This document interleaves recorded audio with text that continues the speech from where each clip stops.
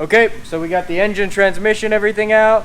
We still got some wiring in here, so it's time to get to work on the truck again.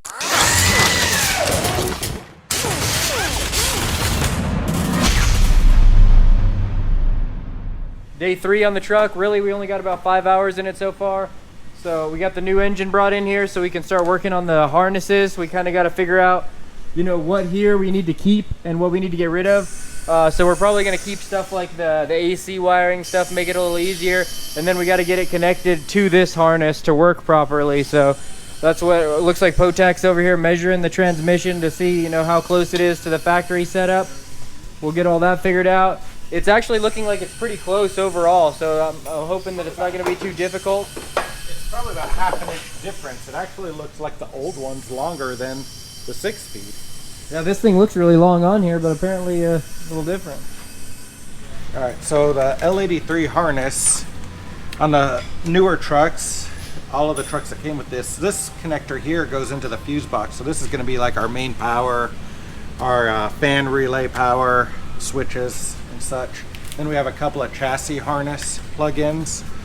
So this is going to be the wires that go to like our throttle position sensor. We're gonna have to retrofit it from cable back to the electric throttle pedal. So we'll have to mount this somewhere underneath the dash, make some spacers, whatever it takes. Yeah, we tried to get everything we could to make this the easiest possible. So we got the pedal thrown in, we got as many sensors and the fuel computer. We don't quite know exactly what we're going to do as far as the fuel system yet, but just in case, we got as much as we could. So this is an ECM for the Vortec engine. We're going to obviously remove that. We might be able to mount the new ECM in this same location or in this handy storage compartment. Yeah, we definitely need to get rid of that. But what I want to reuse is this fuse box. So this fuse box has relays for like the fuel pump, the fans. If it had an auxiliary fan, the fuel pump, the relay would be in here for that. There's some auxiliary poles here, which I believe are ignition on. We may retain those for the new harness if we make it standalone. And then there's 12-volt battery power that's pretty much constant because it comes from the battery. We'll have to, if we relocate the battery somewhere, whether it's in the bed or underneath the frame somewhere, we'll just have to tie it to this, and then basically all the electronics should work. But the main task we have to work on is this is both the engine harness and some of the chassis harness all kind of in one. So part of it's the AC. I followed the AC where that wire loom is pulled back a little bit. It looks like it goes into like the fan motor, so it's probably a power for like high-speed fan relay. It probably has a ground incorporated in the same one, because I don't think they ground that stuff underneath the dash on this here. It probably comes back and is grounded on the engine somewhere. Some other stuff is like the fuel pump goes through the oil pressure switch, so we'll take out whatever we are going to reuse and retain what we need to retain for it. But this is the main thing that'll be staying, along with some of the chassis harness. So when we're done, it should basically be a rolling chassis with electrical, so where everything works. Then the new stuff will be to control the engine. And I happen to just pull this one off. It'll take some coaxing, but I think we could kind of modify this to mount the ECM in the old location, as long as the wiring reaches from here to here. The other option is maybe mounting it somewhere in this vicinity, wherever the wiring, or maybe... Yeah, what do you guys think? So we got this little storage box right here. Bam. Done. My job here is complete. Perfect. So what do you guys think? Would it be cooler to leave this storage box in place, or should we take it out? Because we're debating right now. We're going to leave it, let you guys decide. Throw it in the comments. Should we leave it, or should it come out? I mean, you guys know it'd be weight reduction, but it doesn't weigh much, so is it cooler in or out? This looks like gibberish to me, but I know Potak knows what he's looking at, so this is a factory Vortec wiring. This is a factory fuse box locations with the mapping. Stuff you could get on All Data if you have access to it. Other than that, you might have a buddy at a GM dealership if you need it. This is basically all of that we're not using. Everything on that schematic. The fuse box I'm keeping because it's kind of a map or road map legend of what the fuse box that we want to use is going to have in it. So we'll just kind of reuse that. So yeah, all the blue here is going. What we're going to try and do is pull the whole harness out of the truck and put it on a table just to make it a little easier for you guys to understand and for us to see even. So we're gonna see what we can do to get it out, get it on the table, make it a lot easier. Once we get all this out, we're gonna go ahead and just pull out as much as we can, and then we're gonna pressure wash all this and decide from there what we're gonna try and paint or clean up or whatever. I mean, the firewall looks really good. I think if we clean that, that's all gonna look really nice. But some of this down here doesn't look quite as good. So while we have everything out, we might go ahead and just clean it up, see what we can do to make it look a little better. There's a lot of nastiness in here, so you guys can see that. That's all stuff we definitely want to get rid of while we're in there, so that's obvious. We want it to look clean. So they just had one bulk connector for the rear O2, and one went one way and one went the other. I guess a lot of maybe the forest truck vehicles don't have cats or rear O2s, so maybe they made it an option for some of the vehicles. Are we going to need them for the new one? We'll have them, but depending on how we go with it, if we put long tubes on it, we may not have them plugged in or whatever, because a lot of high flow cats don't work right with the rear O2 sensors. They basically don't affect the engine performance. All they do is monitor what the cat is doing. So you have a pre-cat and a post-cat O2 sensor, and one's measuring the air fuel, the other one's measuring how good the cat efficiency is. So these are just for the cats. Yeah, so a lot of you guys that have gotten our long tube headers, you see that they delete the rear O2s, and you have to go in the tune and go ahead and take that out, and that's exactly why, because it doesn't affect performance at all. It's just going to tell you the rear cats aren't working, whether you go with the high flow cats or the off-road version, depending on what you're doing with the vehicle. But either way, it's probably going to throw a code because they're not working like the factory ones did. All right, so now we're up top, and it should all pull out. Nice. One whole assembly. Easy. Okay, so we got most of the easy stuff done, ripping it all out. Now we got to dive into the wiring. Some of you guys that have worked on this stuff know wiring can be a nightmare. It's probably going to take us quite a while to get through all this wiring, cut it all open, chase every wire down that we're going to need. So yeah, we'll video it all and time lapse it here for you guys. You probably don't want to watch the couple-hour process it's going to take, so we'll speed it up and make it a little more entertaining.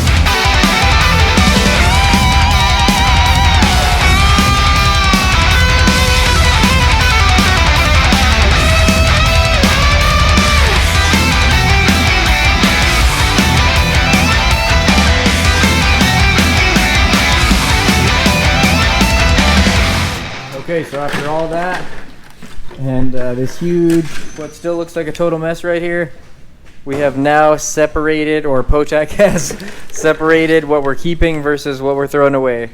So which is which? The important thing is this connector goes to that dome light on the hood. We definitely need that. We needed that.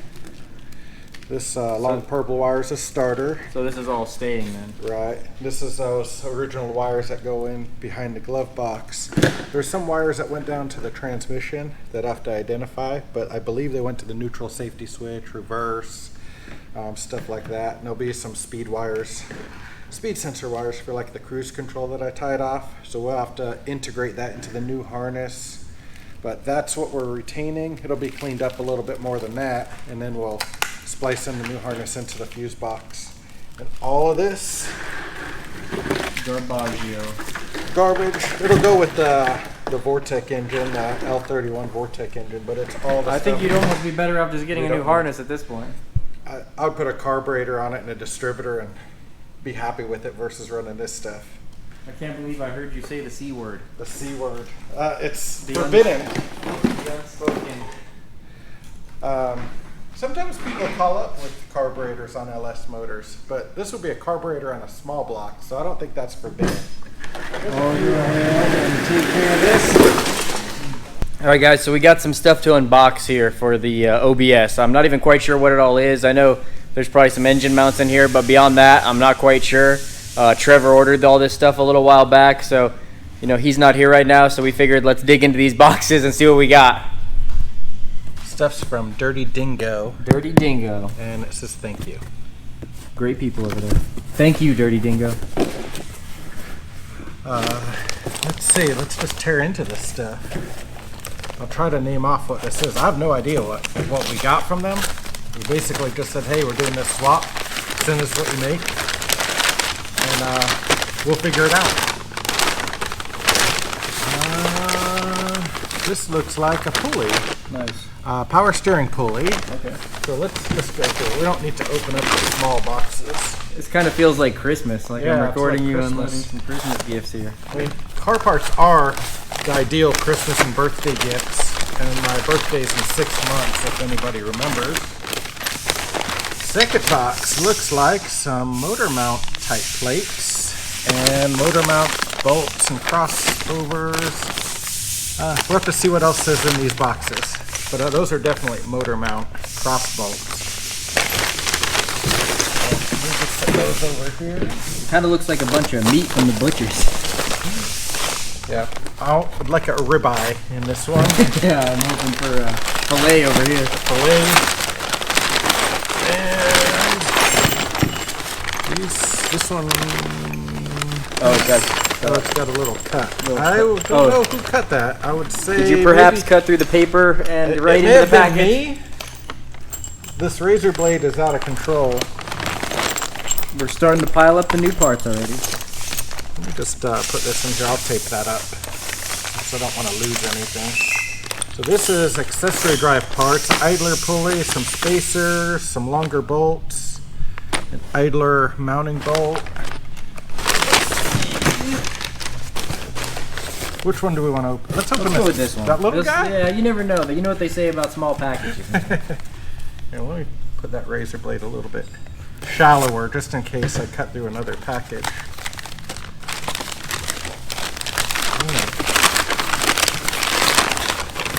It's an alternator pulley. Nice.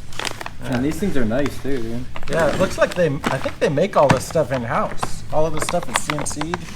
Really nice stuff. Really nice stuff. Let's do one of these.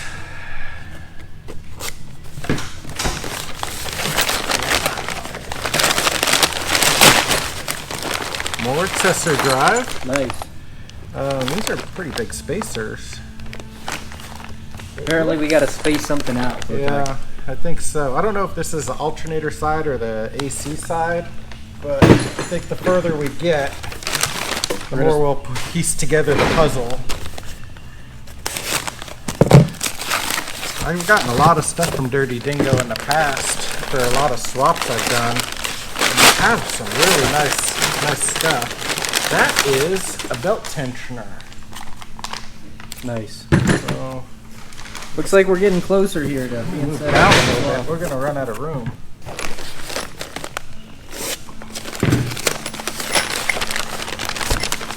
There we go. Water pump spacers. Nice. Oh man, the quality of this stuff's really nice, man. And gaskets and long bolts.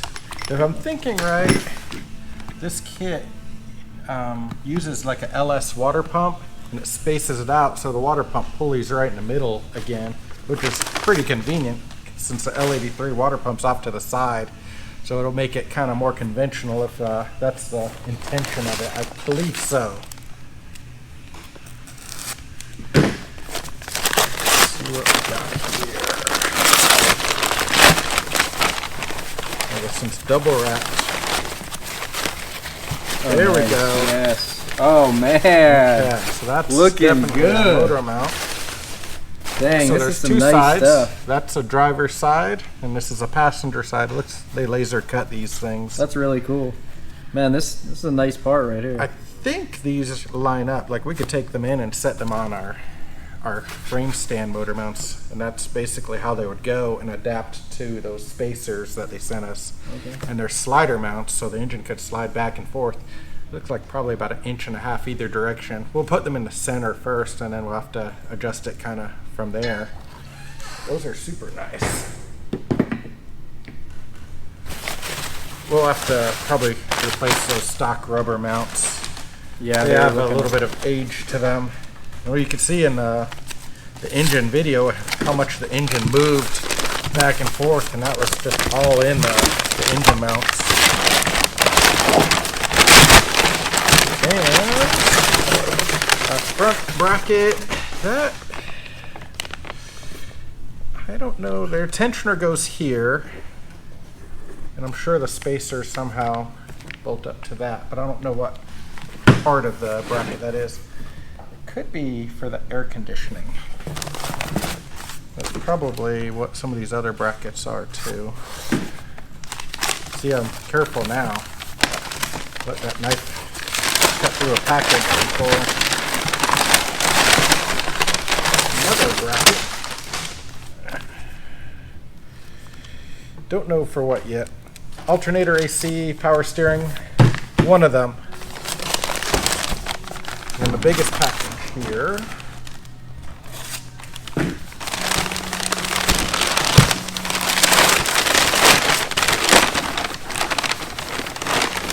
Looks like a main bracket for the accessory drive. So we've got the makings of an accessory drive. I think I can piece some of this together.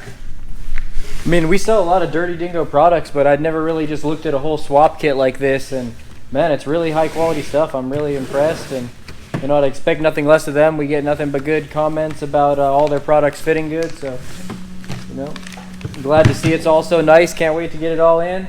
Man, these engine mounts are looking real nice though. That's cool. For any LS swap or LT swap, they make a lot of nice parts that nobody else makes. So we'll have to, it looks like we have to buy an alternator, power steering pump. Oh.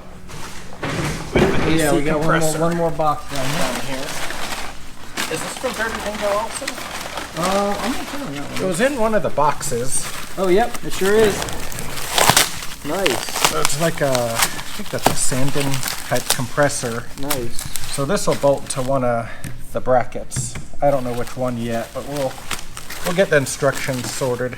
They make it so easy. You just tell them what truck you got and boom. Yeah, and it might be that we can reuse the stock alternator and power steering pump off the Vortec engine. I haven't read the instructions or anything yet. I just knew they had made some stuff and we were on board to get some of it. We've done an LT swap in Dominic's Camaro, and he used, I can't remember the brand, but the problem with the direct injection motors is all the Gen 5s all use electric power steering. So you can't just go and put an electric power steering rack on any old retrofit. There's some other options other than hydraulic steering, but for the cars that you want to have hydraulic steering on, you have to have a bracket kit for the power steering pump. So this is our solution to get power steering on a Gen 5 engine. Really nice, and they got this stuff to us quick too. I mean, we placed this order, and they made it as easy as it could be, and sent it over real quick. Huge shout out to Dirty Dingo. Thanks a lot for you know, supporting this build and everything. You know, we appreciate your high quality parts, and we're going to put them to good use. This is kind of a cool feature. So looks like the stock coolant temp sensor screws in on this side, and then this side is for an accessory. So like if you have, like in our truck for instance, we're going to run the factory gauges. We could run the factory coolant temp sensor in the water pump adapter instead of drilling and tapping the cylinder head, which kind of sucks to do. So factory sender on one side for the ECM, aftermarket or factory old truck sending location for the other guys. Nice. If you don't use that, you can just plug that off though. But most people have aftermarket gauges, so they'll need both of these to run the proper setup. Heck yeah, we're getting started here. We don't have it all yet, but you know, here's a main part of the swap. We definitely still got some suspension and stuff to sort out. Wait a second. Oh, is there more? Wait a second. Oh, look at that. We missed a part. We got some more brackets. Nice. Cool. Really nice, clean CNC work on all this. I mean, it looks really great. So all the wiring, there's some stuff we had to clip out just to kind of take the rat's nest of the factory harness out. And we're reusing the bulkhead connector that comes through from the firewall to here. There's a lot of wires that are basic. This pink ignition wire. Orange is also ignition. Red is battery. So some of them, like this one's a speed sensor. So if we put our speedometer pulse to this wire, our speedometer inside the truck will work. If we power this light up, the check engine light will work. I'm not sure if that's going to be functional or not because the L83 uses different communication to trigger lights on and off versus this, which is pretty much sending power to a wire and it works. It's not like that on the newer vehicles. These are pretty simple setups, but when you take newer technology and put it in an older vehicle, sometimes this stuff doesn't really drive, so we'll have to figure out some of that stuff. There's a TAC input also. The L83 doesn't have really a TAC output because the gauge cluster works off of a network. So all of this data is streaming along through the network versus on the older trucks it was an individual wire to every gauge. So a lot of this stuff will hook up, like for instance the oil pressure. The oil pressure gauge comes to a wire and we're going to hook it up to the old oil pressure sender. So our oil pressure gauge will work, but not with the L83 oil sender. It'll work with the old oil sender for the truck. So let's say if it was bad or we needed one, we'll just go to O'Reilly's and get an oil pressure sender for a 97 Chevy pickup. So some stuff is going to be old, a lot of stuff's going to be new, but it's just to kind of make everything work right. All right, so we unboxed pretty much what we got so far. Now time to bring in the black car. Feel bad having to put this outside a little bit in the sun. She prefers the dyno bay, so I'll go ahead and bring her back in. Guys, this is my favorite of all of our race cars. It's just a pure beast. You've seen it in action. It rips.